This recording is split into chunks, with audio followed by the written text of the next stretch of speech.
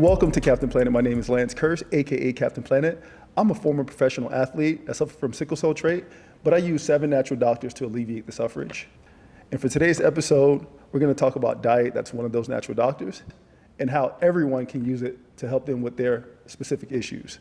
And for today's episode, I have a special guest, my friend, Nicole Rodriguez. Hi, everybody. Nice to be here. Thank you for having me. So, Nicole, I want you to introduce yourself. Let them know about you. Let them know where they can find you. So, my name's Nicole Marie Rodriguez. I'm born and raised here in Miami, Florida. I love it here.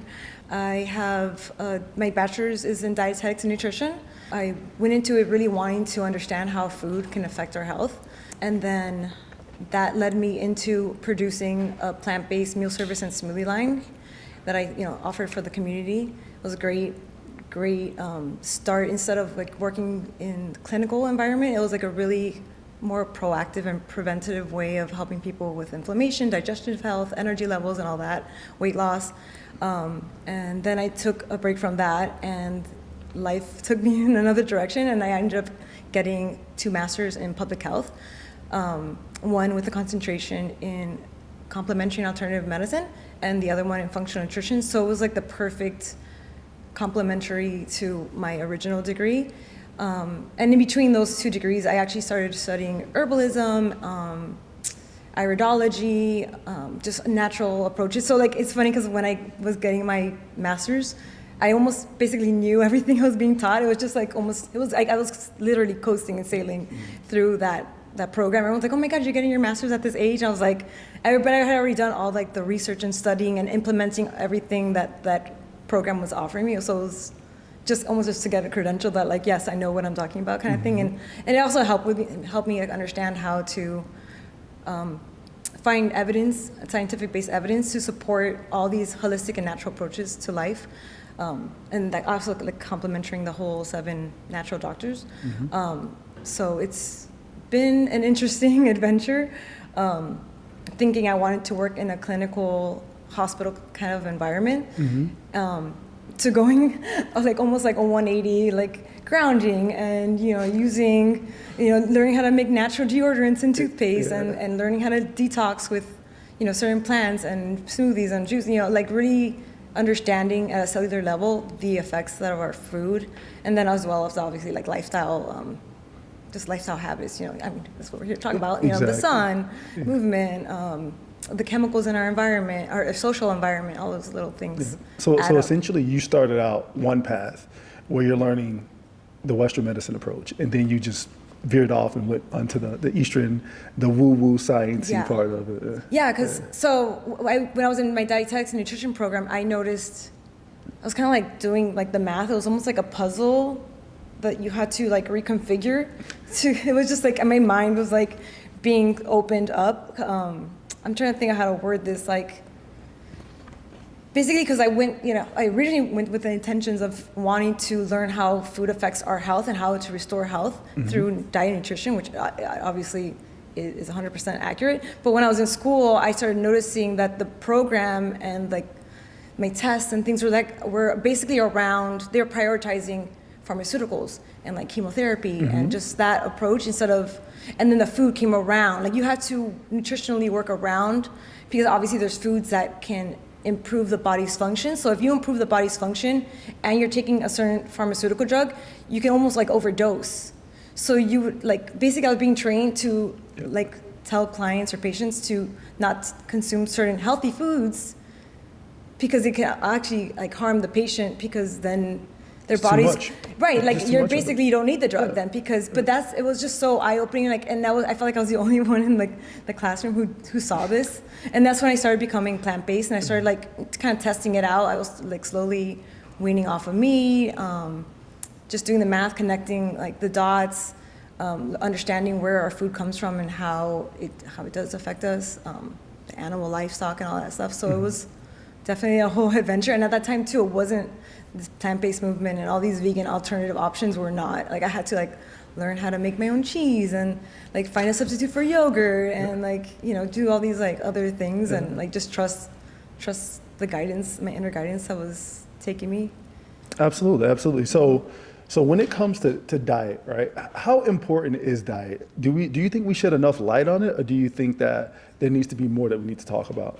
I mean, I feel like now it's funny because I feel like it's gotten to a point that's so it's confusing people. I think science is sciencing too much. I don't know how else to word it, but like they're like extracting, and it's cool that we have like the technology to extract, certain compounds from plants and or understand like all those different components within plant, like just how they've done with like marijuana. Yeah. They've extracted the CBD and they can able to like it's cool, but the plants were made in a certain like formula and like whole. Yeah, like exactly. Holistic, like you need all those things for a reason. Yeah. So, I feel like diet and nutrition has become such like a confusing subject now, and like everybody, the minute the word nutrition or diet comes up, everybody's now is like an expert. It's so funny.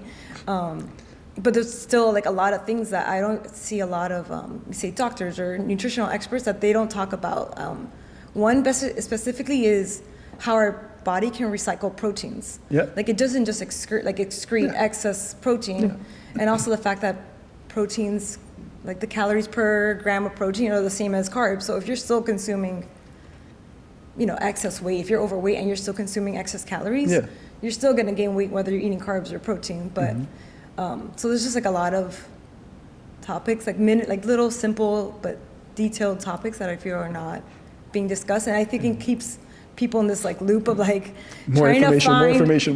trying to find the solution, and it's these little details that are not being shared. Yeah.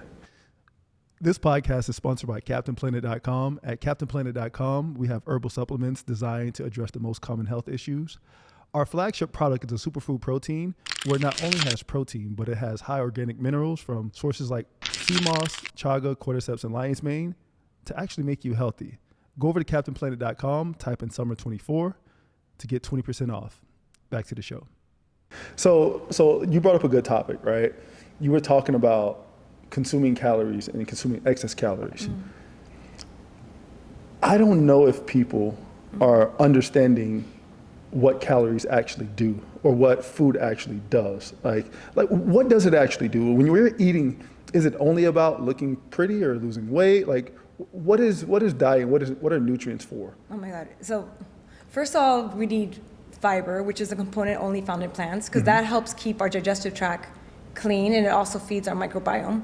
So a lot of people are, one, not eating enough fiber, and then two, eating a diet that almost alters and destroys what a healthy microbiome should look like. So that's one main ingredient, and that's not something you should just get from like, what are those like supplements that are like, You like the little bars or like like they're like those powders that they add to like water, like for fiber. I can't. They have that? Yeah, they have everything extracted nowadays. I'm so disengaged. I don't know. I know. You're like saying, you're Whole Foods. You don't need to eat that. Yeah. I forgot what it's.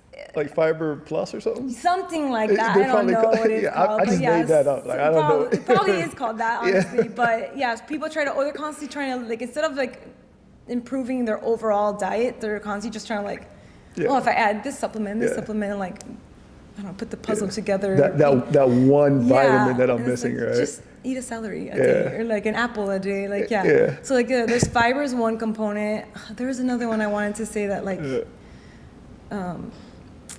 what was like the question again with the food? Okay, so fiber is one component that we need. Then there's nothing like, I mean, we talked about this the first time we ever met. We talked about how there's nothing, people are like, drink so much water, like, I drink a gallon of water a day, but they're still inflamed, they're still quote unquote dehydrated technically. And I'm just like, yes, because you have to eat the electrolytes that come with the water. If not, it doesn't go into your cells. Like, and then that's where like the supplement market industry is riding this wave of, well, let's just put like those like electrolyte drops or like what's that IV infusion one too? IV liquid or something like that. I had a girlfriend. If you see this video, but I remember her. She was like fainting all the time. Yeah. And we were like trying to like, what's going on with you? She's like, and then she like ended up mentioning like, I've been just drinking these IV infusions, but I'm only drinking like this much water a day.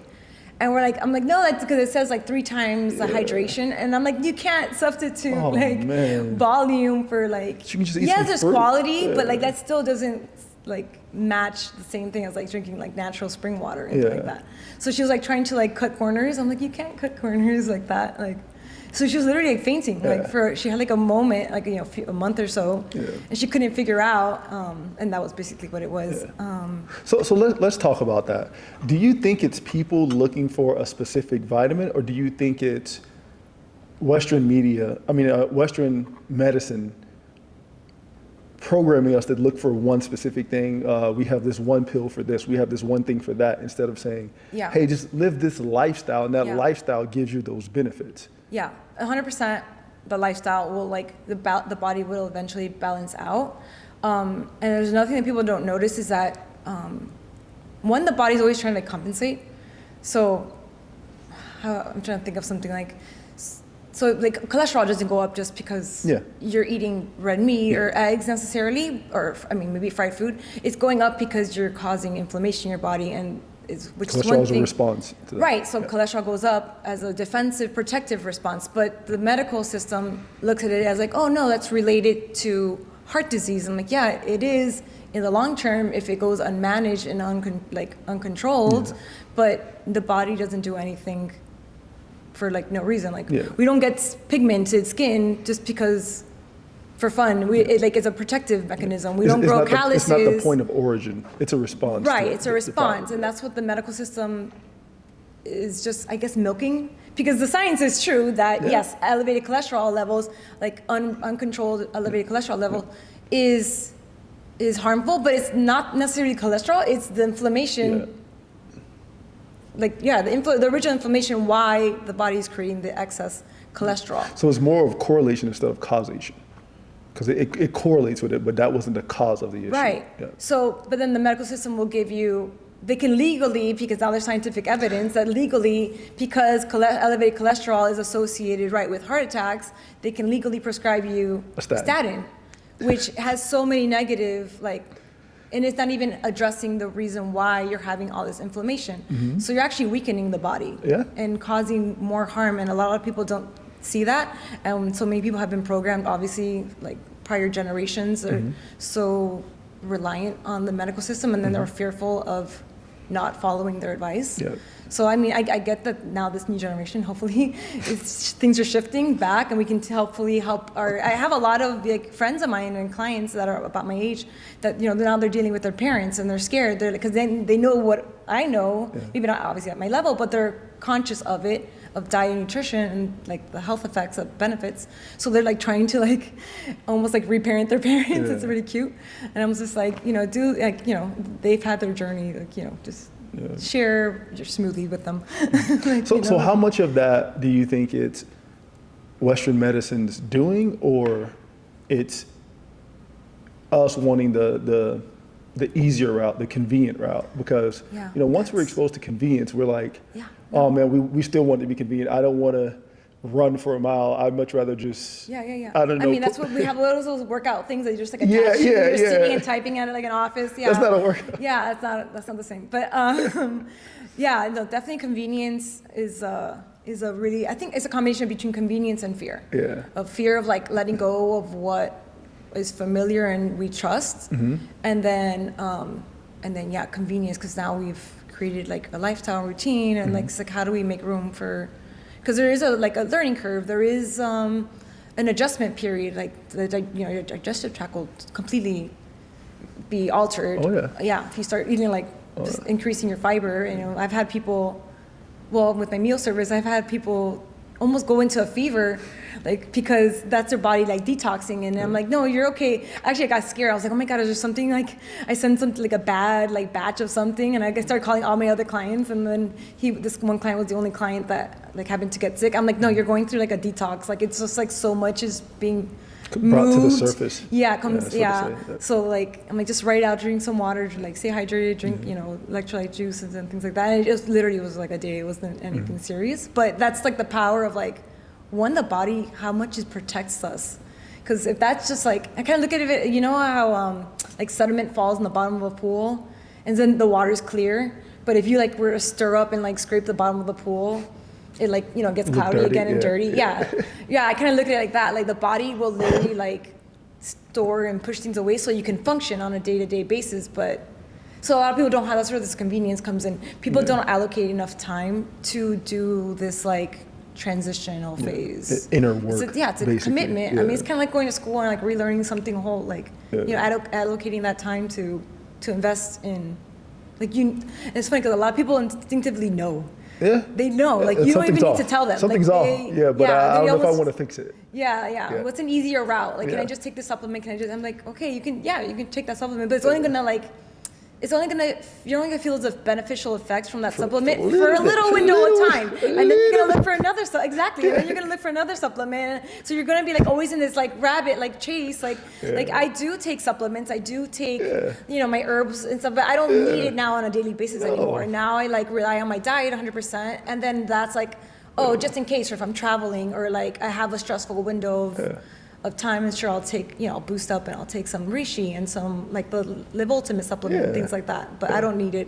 I wake up, I don't need coffee. I wake up like, I don't need to check my weight on my scale. Like I've been wearing the same clothes since high school pretty much. Really? Yeah. You're probably one of like, you're probably like a 99th percentile. Exactly. Yeah, I hate being categorized in like standard American. Because your age. I'm like, no, I don't fall in that category.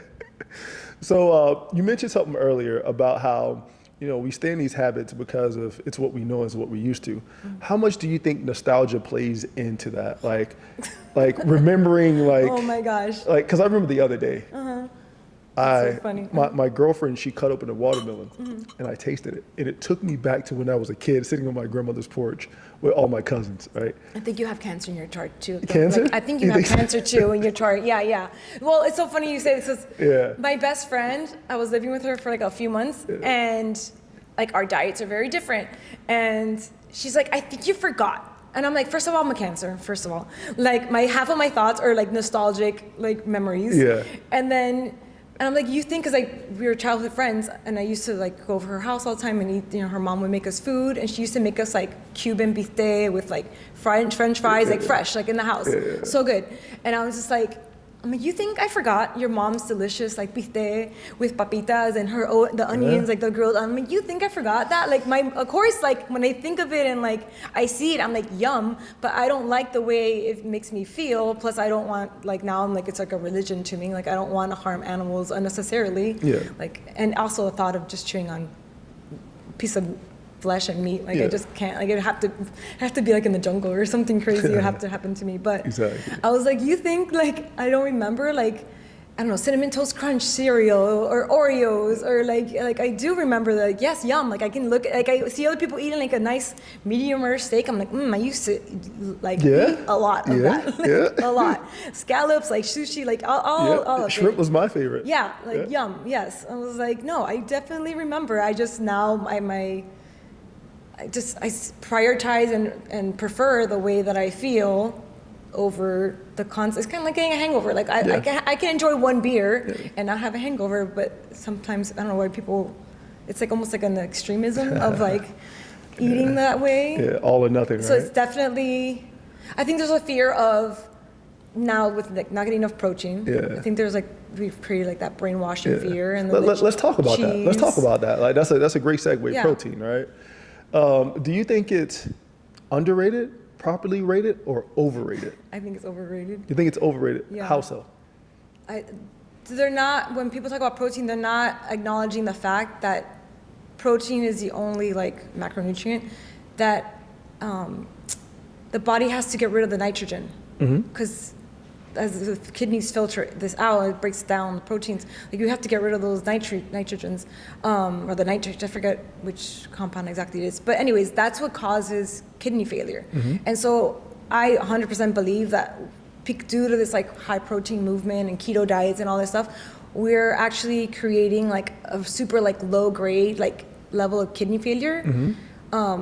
And that's what's causing people to gain weight. Because their bodies are toxic. So if your kidneys are not filtering out toxins, basically, like cellular waste from your body properly and on a daily basis, it starts to build up. And so the body, as a protective mechanism, because how do you clean something? Is water. is the universal solvent. So the body's actually just retaining water. So I don't believe a lot of people are like quote unquote fat, like just fat cells. Water retention. Which fat cells also do store toxins, like especially, that's why like, I don't look at like fat shaming. It's more like I'm concerned that people are having high levels of toxin. Yeah. Because like the plastics get stored in fat cells. So yeah, this whole protein movement, there's very few doctors that actually like recognize that. I haven't, honestly, there's like one doctor that I've heard talk about this, and it makes complete sense.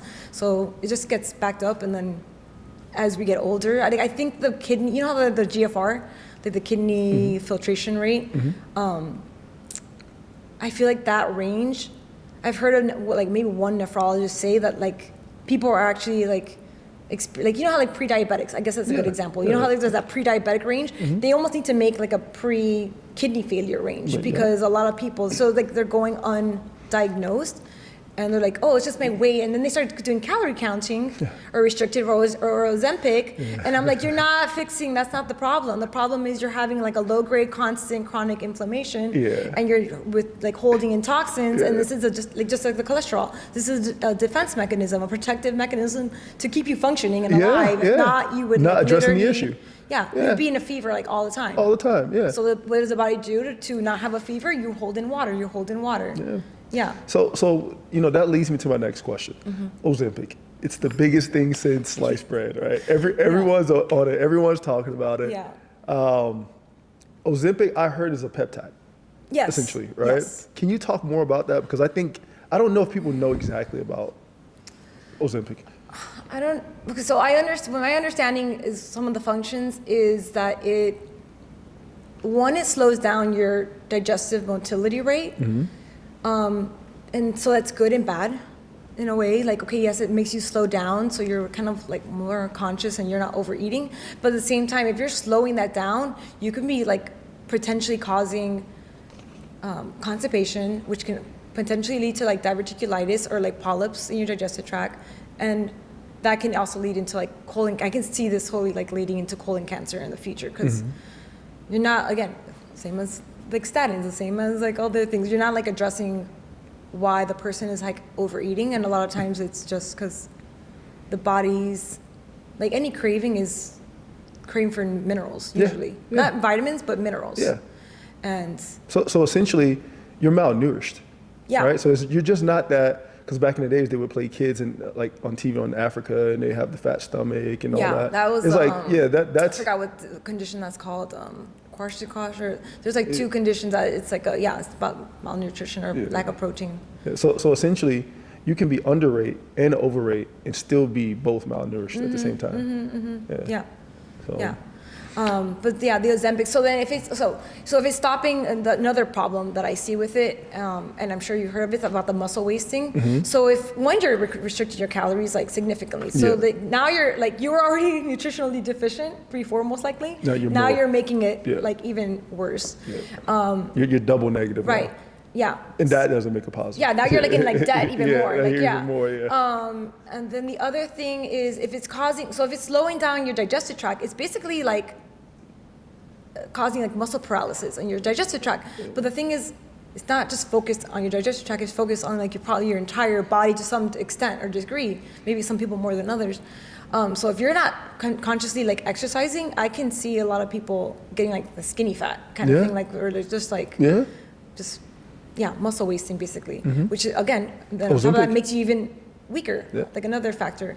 I really don't, I've heard of a few doctors mentioning that it helps with like arthritis because of the peptides, I guess helping with like I can kind of see maybe like for certain people like being as a minor tool to like get you like kind of like you take Advil, like you have a serious injury, like okay, point, like right? let me like alleviate the pain and discomfort, right? But with an intentional goal, like okay, I'm gonna use it as a temporary tool just to like I can see like that, but usually that's not what people do. They continue taking it, and you're still most likely getting the negative outcomes of those of that drug or whatever, the effects of that drug, which is kind of scary. This is a new drug on the market. Like who knows like what's gonna come out? Like what the outcomes are gonna be in the future for these people. It's kind of like a worldwide experiment. Yeah. Do you know anyone that's on it personally? Do you know? Yeah, actually. How do they feel? How do they look? Are they eating a healthy diet, or are they living their same lifestyle? Okay, so then if you have muscle wasting and you stop taking this, now you've just slowed down your metabolism, which you know, and then your chances of gaining weight, even more weight than you had before, is you're at risk for that too, which is what this person I know is experiencing. So hypothetically, people that are on Ozempic, they're avoiding doing the work, right? Essentially, breaking their bad habits, right? And their gut's still inflamed. Well, why don't instead of breaking bad habits, like let's make new good habits, like upgraded habits. It's a perspective. The way you say it, right? Either breaking bad habits or creating new, better habits. Yeah, right? like upgrade yourself. But yeah, it's. I get it, and I've been in before I know this knowledge I know now. Like I get what it is to be desperate to take a physical drug. I've taken Accutane in my early 20s because I just couldn't figure out. And it's funny because when I took Accutane, I was like in one of the best physically shape. I had like a personal trainer. I was working out all the time. Like physically, it's funny. I was in like one of the best shapes of my life. Actually, I think now I am. Cause I am like my flexibility and everything. My endurance is way better. But like at that time, so I was in the best shape. But then my skin wasn't in alignment. And I would be breaking out. So then I took Accutane out of desperation because I was I've tapped out all I've done everything the dermatologists have suggested or offered or whatever, the face washes and the creams and the antibiotics and this all of it. And then that's basically the last resort. And can you explain what Accutane is? Accutane is a high dose of concentrated vitamin A. Okay. Which is kind of crazy because first of all, you have to get liver enzyme tested every month. So that's how serious it is. And you cannot conceive and get pregnant while you're on it because the baby will come out deformed. And then what it does is basically vitamin is an antioxidant, but antioxidants in extracted, concentrated, forms like that is actually very toxic. Outside of its whole form. Yeah, it's very toxic. That's hence why you have to take the liver enzyme. And so it also just lowers your oil production, so you don't get the inflammation of the breakouts. Isn't that they call it sebum or something like that? I would get the cystic breakout, the cystic acne or whatever. It was and it's not fun. It's painful. It's embarrassing. So I got it. I got to a point that I was so desperate to fix. I've done everything. Okay, just do this. And it's funny because it works, when you're on the medication, the same thing as Ozempic, or the same thing as statins.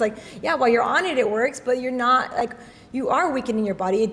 I scar now. If I get scratched or anything, I scar way worse, I believe, than when, obviously I was younger, you heal better, but you still, I get, even not too long after I stopped taking, I noticed, I was I did not used to scar this badly before, because now you've permanently have altered your DNA, the production of sebum, which sebum is what keeps us looking healthy. You need it, and there's literally collagen in your skin. I forgot what percentage, but so you're basically you're reducing that level. Which, again, back to the cholesterol.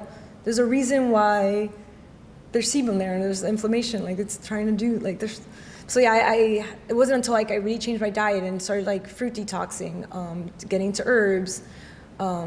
Even my face cleansers, learning how too much abrasion, all these chemicals are that's what's literally eroding your microbiome on your skin. Now I'm just water. I'm just I barely even wash my face. That's me. That's me. People laugh at me. They're like, "What do you do for your?" I say water. They're like, "What? Come on, get out of here." Yeah, I do oil cleansers and water and coconut oil and castor oil mostly.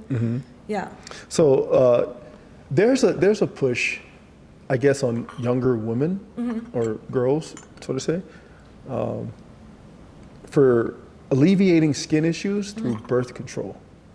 Is that something they push as an added benefit for it, or because I've heard of it? Because it's supposed to help manage your hormone levels. Yeah. Because stress, our emotions and stress are hand in hand. Yeah. So I guess some women just have really bad emotional outbreaks, and I guess it helped. I never took birth control for that reason, or for ever. I took it for 3 months a bazillion years ago, and I was this is not right. Thank God I never didn't stay doing that, but I do know a lot of women that when they get off of it, then they notice they're having the breakouts, and they almost like didn't have them when they were younger, but then when they get off of, like, say they turn 30 or something, and they've been taking it for like 10 years, because your hormones get out of whack when you do something like that. Yeah, I mean, it was pushed. I don't know if it still is pushed a lot. I know they do definitely push hormone replacements for like menopause, because that's another like stage of life that's like a different, challenging and change. A lot of changes happen. So I mean, the thing is, I feel like now the medical system has become like a legal drug dealer. Like you're uncomfortable, you want this, like, and I get it. Everybody wants to be like, that's the goal of life. I obviously is to be happy, but are you weakening yourself, or are you making yourself stronger? Because at the end of the day, like, what does like your last days of life look like? Or those last years, like, are you going to be in a hospital hooked up to like an artificial like machine keeping you alive, or for a couple years, and you're are you going to be enjoying your grandchildren, your great grandchildren, and like going on adventures? I saw a 93-year-old. He was like water skiing, and I was like, that's what I'm talking about. That's how I want to be. Yeah, I want to go skydiving. Like when I'm what kind of life do you want? I mean, if you're okay with just in a hospital and people taking care of you and wiping you, and it's embarrassing go for those. Ahead, but I don't want to, and that's why I've gone down this path, and that's why I do yoga and do all like exercise and So do you think that was a pushing force to force you to go into this holistic health diet arena? I mean, I would see like my grandmothers. One of them more specific, because it's funny how one that they were both like 93. But the other one's still alive, walking, like doing her Liz alone still, and the other one, she like started like gradually like aging in a really like not cute way, that people had to bathe her, people had to help her on a daily basis. She fell twice, or actually I think like 3 or 4 times she fell, and like fracture after fracture after fracture, and then you get weaker because then you're bedridden. Like it escalates really really fast, especially like actually like in almost like your 60s, because you start to like lose, if you're not maintaining and building muscle mass and balance, and you're in your 60s and you fall. Like I've seen it left and right. Either you get like a hip replacement or a knee replacement, then you have the internal blood clotting, and then that can lead into a heart attack too, because stroke. And by sheer laying in a bed, it causes osteomalacia, so you're losing muscle at the same time. And then you're losing bone density, and then you're like, it just cycles, and then you're just more susceptible to falling and hurting yourself if you fall. Yeah, it's pretty bad. Yeah, I wanted to segue into, because you said more susceptible to falling and doing other things. And that's for the age, like, because of your age. But I'm like, that's why I say I don't fall into that category, because I've been doing the work. You've been doing the work since I was like, in my teen, I would say. And I started doing ballet and strength training, and like being conscious of like what I ate. I mean, it wasn't at this level, but I started. I mean, and it's never too late to start. Like I've seen my parents, they were vegan, like, I don't know, like almost like 10 years ago actually. And they're more active now, and they're back to their original body weight, because they were starting to gain a little bit of weight. And they're active, and they're doing their things, and they're conscious of all of this. They're open to like the herbs and things like that. So I don't want to jump around, but I have to go back to what we spoke about earlier, right? We were talking about hormones, right? And that's probably the biggest topic right now for everybody, for women, for men, right? I know that the gut, it controls like a lot of the hormones, just like how they say it's the second brain. Right, and 50% of dopamine is stored in the gut, 80% of serotonin is stored in the gut. But speak more about hormones and what we can do to better them, because for the average listener, what we're saying right now probably. What's funny is that hormones, like, yes, our food affects 100%, affects our mood, and actually I think a lot of people don't know this is that our body is comprised of, we have more like foreign organisms like bacteria, and like our bodies literally comprise more of other organisms than our own like cellular DNA tissue. So, and then I've done like a reel on this, that like once you start, it's kind of like a kid. Like, you expose a kid to like macaroni and cheese versus like home macaroni and cheese, like Blue Mac or whatever, like quality food versus not. Like, it's weird because they get like addicted to like the crappy quality of food because of all the artificial like taste. So like our digestive tract and our microbiome, almost like, because there is they're literally overriding us because there is more. Like they're almost in control. So you have to like stay mentally like stern and disciplined, and like you can't waver in like your decision to have correct your health or whatever, because those like what you fed them yesterday, they're gonna crave it again. Because you know how like you can change your microbiome based if you eat a plant-based diet versus like a meat diet, like. That's why people have cravings. Like, oh, I'm craving like meat or fish or cheese or whatever. It's like, yeah, because that microbiome is trying to like stay alive. Those organisms, because they don't want the fruits and vegetables. They want this like this kind of fuel or whatever. So yeah, you're gonna have like somebody knocking on your door telling you like what to do, but you have to like be stronger than that. And then the other thing I was gonna say is that what's funny is that our hormones.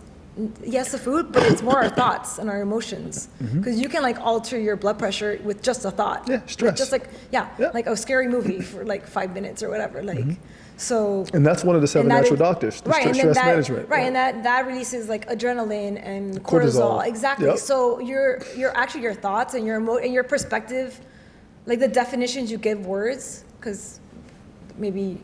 I think we talked about like Santa Claus or something like that one time. Like your perspective on Santa Claus is maybe different than my perspective. So like if you have a negative connotation to a certain word, like you need to change that because it's going to affect, because you're going to hear the word throughout your life. So you're going to let this like stupid word that you can literally change your perspective on the word and give it a better like energy to.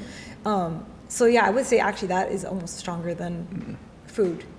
So environment affects behavior, and perspective of environment affects behavior as well. Yeah, no, it's all like, it's all like interconnected. It's really wild. It's fun. Once you see it, you're like, oh, this is a fun game. But. Bruce Lipton, he in his book Biology of Belief, he talks about that. It's a lot about the perspective of the environment, right? He talks about epigenetics and what controls genes. Yeah, and, that too. The epigenetics for sure. Yeah, I mean, they talk about the whole. That your own voice is actually the most healing tool you can ever use, which is, I believe, 100%. Yeah. So speaking of your own voice, right?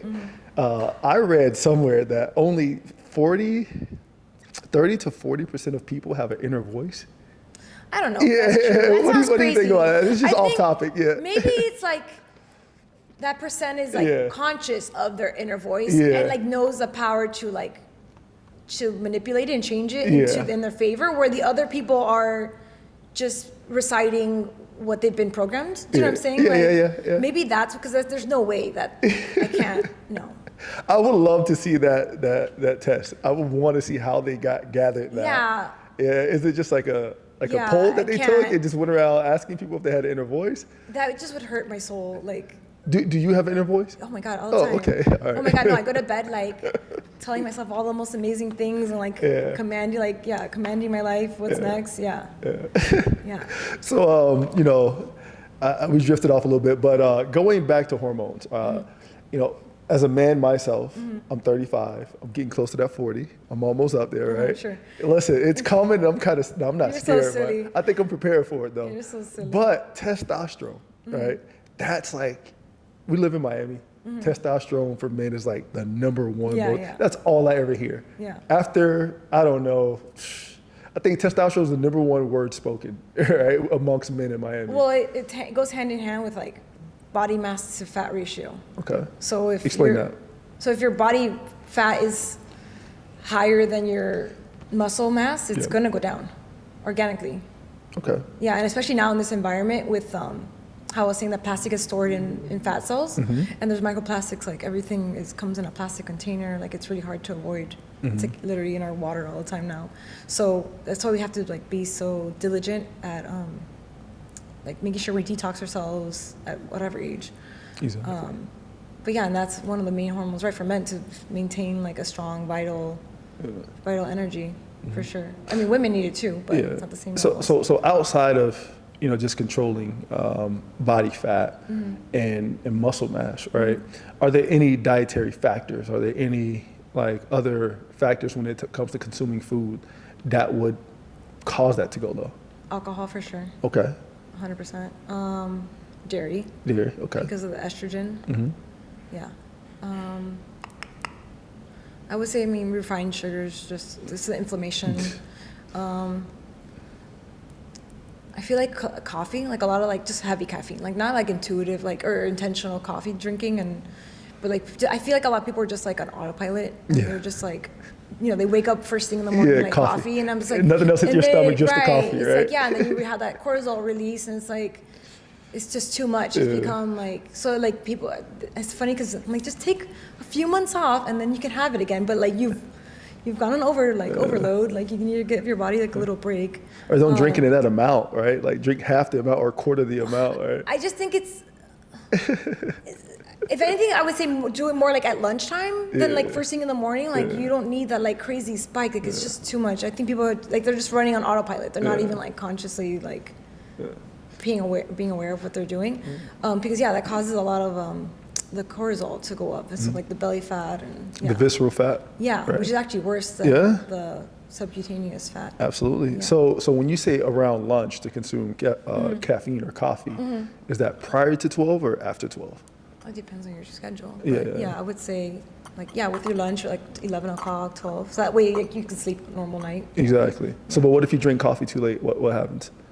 Oh man, I mean, good luck going to sleep. I mean, I could go to sleep because I'm crazy. Yeah, because I'm crazy. Because I'm crazy, and maybe like my mom was. You shouldn't admit that on camera, right? What? I'm crazy? Yeah, I think everybody has their own crazy. Like I just confirmed, like it's just like everybody has a little bit of something they're crazy about. But at least you're I'm just like right? high energy, and then I just I crash, and I'm just tired, and good night, I'm out. Yeah. But I was gonna say my parents actually can drink coffee like right before bed. Like it's the craziest thing. I was you need to stop that, and it's actually affecting. The thing is that coffee is actually like it is a blood like dilator, but it can also like dilate like your esophageal sphincter. I learned this through my mom. I went to like a doctor visit with her, and so she's getting like that I forgot what it's called. It's just a specific name, but basically you're having like mild reflux. Yeah, acid reflux. Yeah. I forgot. There's a specific term for it. Yeah. It's a type. But the thing is, that if you're constantly having reflux, you're eroding those cells, and it can lead to cancer. Yeah. Any open, like that's basically how Bob Marley got cancer. Esophageal cancer or something like that. They call it, But whenever you have like skin erosion, like that's like Bob Marley's toe, like he didn't let it heal, and then that led to cancer. So like it's the abnormal cells. MAL something. It's the cancer that happens in the palms of the feet or the bottom of the bottom of the feet, the palms of the hand. That's what you have, which is different than sun exposure. Right. Yeah. Actually, sun exposure could help that. Sun exposure helps. Yeah, exactly. There's nothing sun exposure. Right. In the right amount, right? Yeah. So, quick question. So, as a dietitian, what are some of the common challenges and roadblocks you've seen people have when trying to fix their diet? Like what is it that can't get them, the ones that you've seen, over that hump? Or what have you done to get them over that hump? And what did it look like? I mean, combination of like their beliefs for sure, of like letting something go and like just try it. You can always go back, like That leap of faith, right? Yeah, like what do you have to lose, like and so it's like almost like an attachment to like, especially like protein, like that's such a big one. I think a lot of people also haven't developed proper like tolerance to textures of food, like the fibers and the different just tastes of foods. So which is something that should be learned as a child, but like now you're an adult and like, I don't know, you like don't have time for like to allocate to these things is one thing. Yeah, I know my mom, she doesn't like avocado. What? And I was like, well, how do you not like avocado? Like that's like the most fun food to eat. It takes time to like, so we have in my boyfriend's house, we have a food forest, and there's a specific, he has a few different types of cherries, and there's a specific one called Suriname cherries. Oh, Suriname cherries. Yeah, it's like really little good. pumpkins look like. Okay, so I've never had this type of cherry. I love cherries, but I've never had this type of cherries. And like, so the first one I had, I was like, okay, like I wasn't like in love with it. I didn't like hate it, but I wasn't like, oh yum, give me more, like a lychee or something like that. But it had to take me like 3 times to be like, oh yum, like, okay, now I can like go to the tree and like literally devour a bunch of them. But it's again, like people don't spend that time to like adjust. Kind of like, I don't know, like learning about beers and learning about wines and learning about, I don't know, It's different textures, different, and then also there's different times of the season. Like not every mango is gonna be as ripe and delicious as the other one. So I feel like with processed foods, we've created like on demand. I get it now. Yeah, like too much consistency and demand of like the exact same, like, and it's not realistic. No. So there's that, and then obviously like the environment, like your family and friends, like if they're not supportive or they're just, I don't know, not being supportive. That's a huge one, I think. No. So I like that you spoke about how you have a Suriname cherry tree, or it's like a bush. Yeah. Right. It's like a bush, right?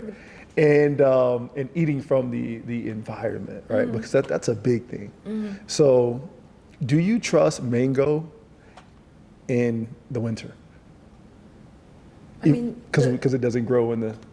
No, but I think they bring it down from like South America. They do because the season all changed. year. Yeah. Yeah, because the season changed. Yeah. But does it taste the same to you?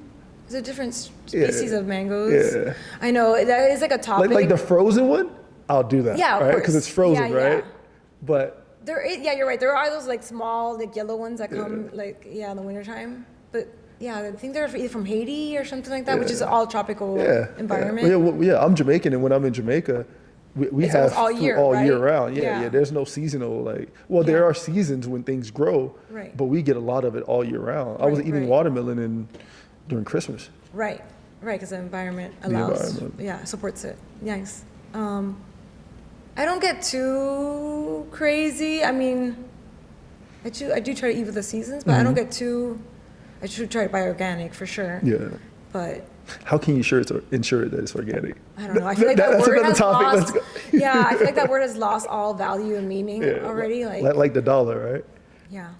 Don't say that. Positive thoughts.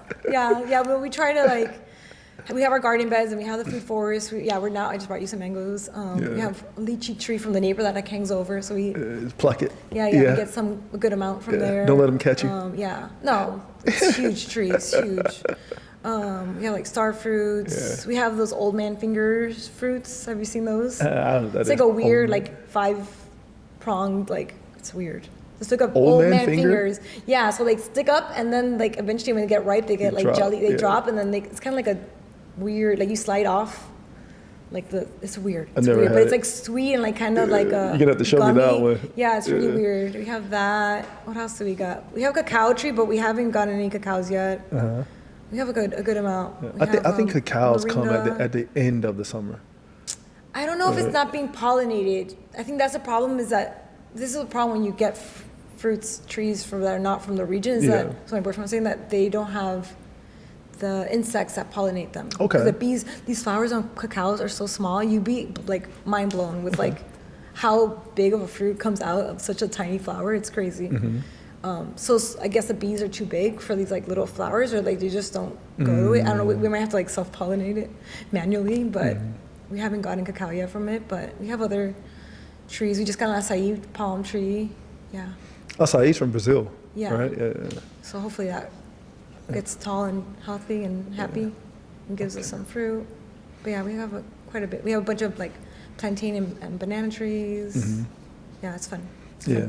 You've been, no? Have you been over? I haven't yet. No, okay. I haven't yet. I got to come through because I need to see those old man fingers. Yeah. They're happy right now. They're coming out. Is it good though? Yeah, it's good. It's sweet. Yeah. Why isn't it popular? Why is it what? Why isn't it popular? Why? Because it's an exotic fruit, and it's really you got to eat it right when it's ready. Okay. Yeah. It's not shelf stable like bananas or apples or things like that. Yeah.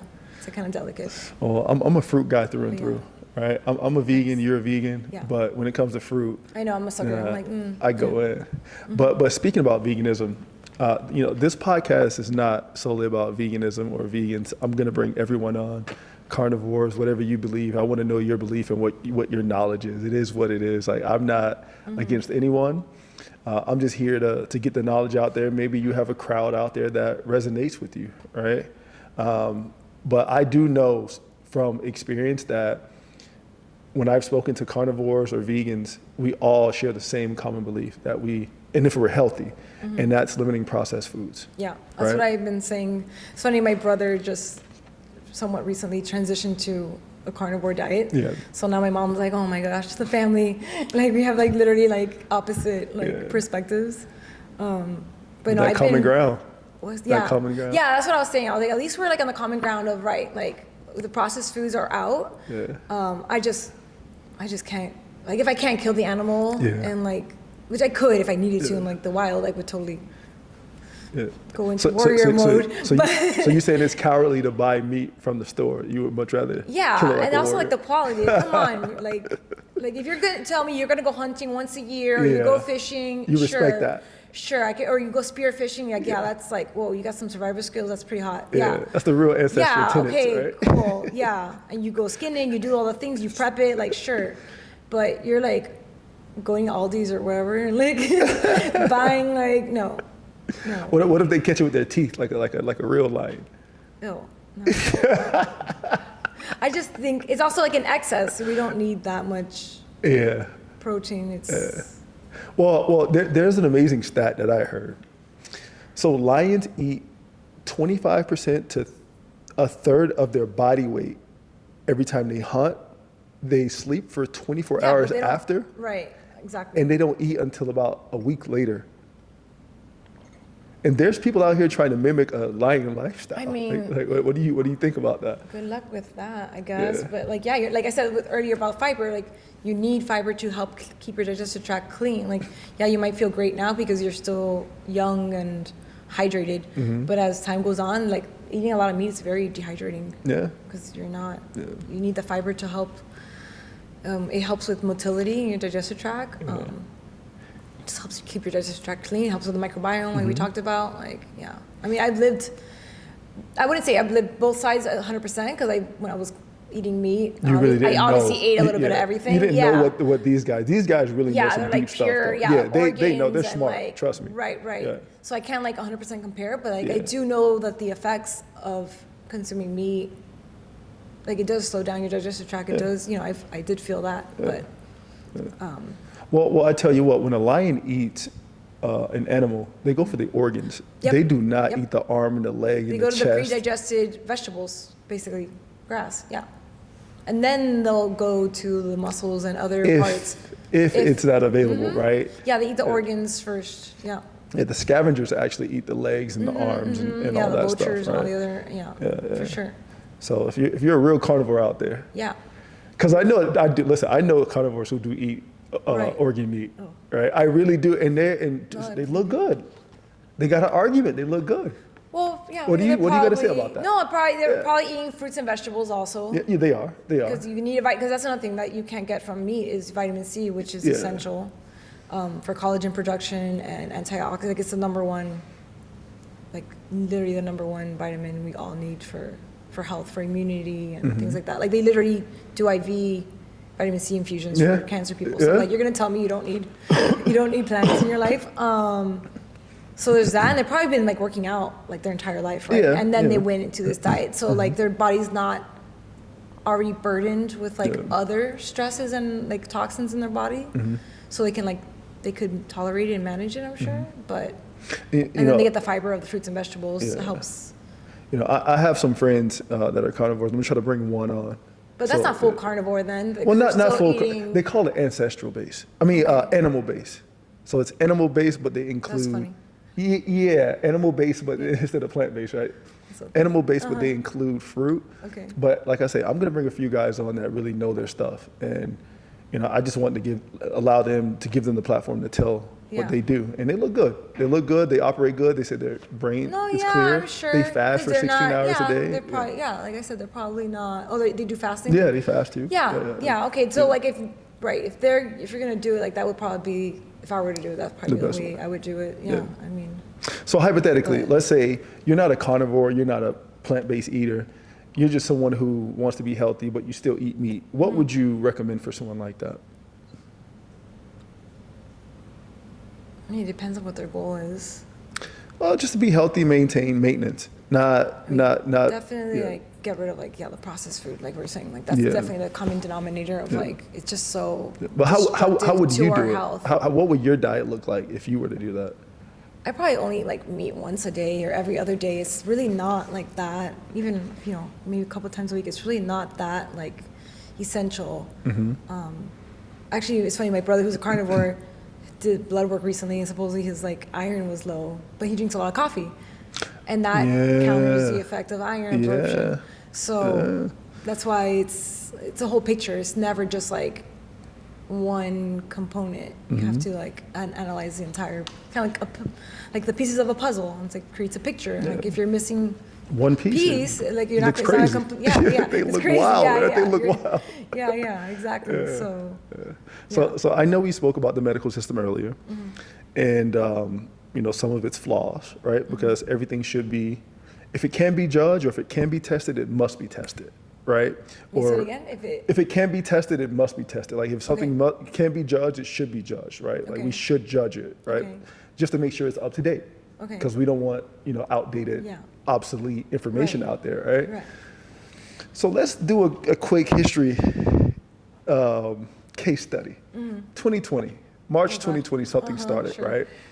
I'm not going to say the exact name, but everyone should know what this was, right? How under recognized was diet when it came to being a factor for having what 2020 gave or not? I mean, it was 100%. I mean, your diet creates your immune system, so. So why do you think they didn't? People just went into like straight into fear mode. They let that like override them. Thank God I wasn't one of those people.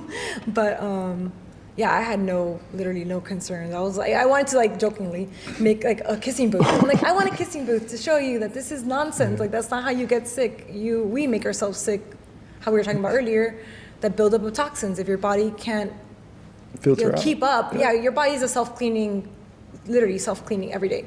And how does it though? How does it detoxify itself? Well, between our digestive tract, our urine, our sweat, and our lymph, respiration, our lymph. Respiration. Yeah, that's why yoga or just stretching is so important. People are like, "Oh, I can't stretch." I was like, that's why you need the most stretching right now. Like, go get it.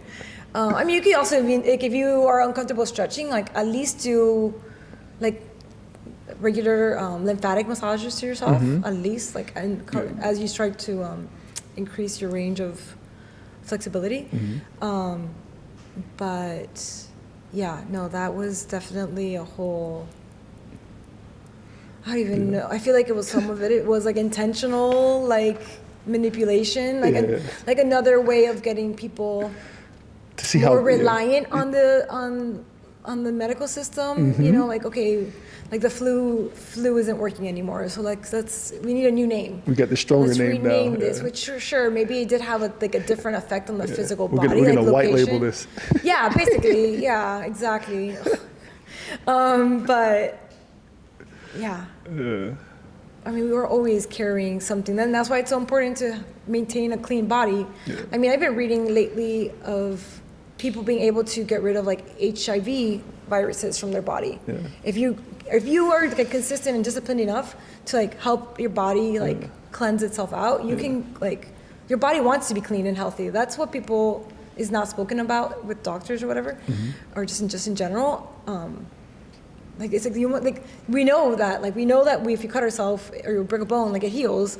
Like why do we think that the body doesn't want to heal itself from a virus or anything like that? Like it's just going to stay in your body forever. Like that's not what your body is designed to do. It's literally designed to keep itself pure and clean and strong. But we just don't provide the environment for it, unfortunately. So you mean to tell me during 2020 you weren't one of those people who ran to the grocery store and got a bunch of paper towels and stocked up? No. Did you find that unnecessary that these people were? No, I didn't buy hand sanitizer. No, it was such a joke. No, I felt bad, like that people were living in such a state of fear all the time. Like that's, it was really bad. Yeah, for me, man, that whole situation, I laughed, man. Yeah, I was laughing a lot too. Yeah, I was like, why are we doing this? Why are we operating this way? Guys, we need to have. But that just goes to show, like, that goes to show how little people have, like, self-control of their health. And like how little they know.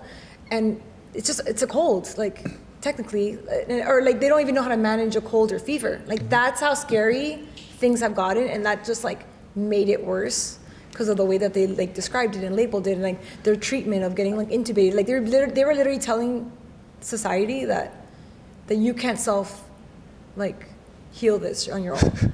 Like they're like literally taking that away from you. And then even like the fact that I remember I have a bunch of clients that with the whole like going back to work, like you have to like make sure you were like negative. Mm-hmm. So like like all your autonomy is dictated by some doctor or some nurse or whatever, like swabbing you. Like no, like I'm okay. I'm the dictator of my health, not somebody else. Like definitely. Yeah. Yeah, and with that said, we're gonna wrap this up.